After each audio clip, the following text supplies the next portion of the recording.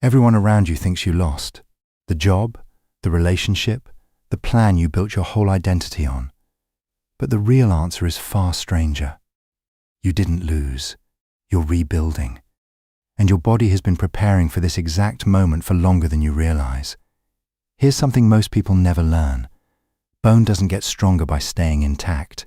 It gets stronger by breaking down first. Orthopedic researchers call this Wolff's law, named after the surgeon who discovered it.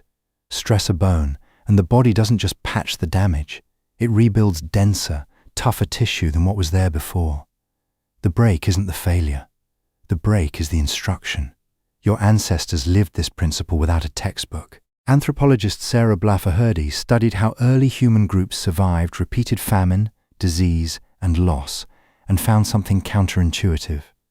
The groups that recovered fastest weren't the ones who avoided collapse.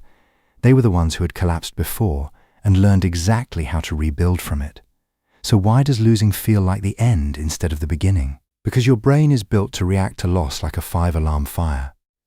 Psychologist Daniel Kahneman showed that losses register almost twice as intensely as equivalent gains. That's not weakness. That's wiring.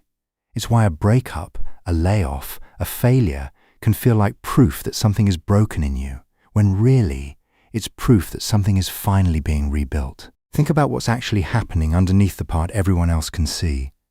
You're not the same person who built the first version of your life. You know what doesn't work now. You know which people show up and which ones don't. You know what you can survive. None of that existed before the break. Here's the part no one tells you while you're in it. The rebuild is always quieter than the collapse. No one claps when you start showing up again. No one notices the small version of you getting back up. But that silence isn't proof you're losing.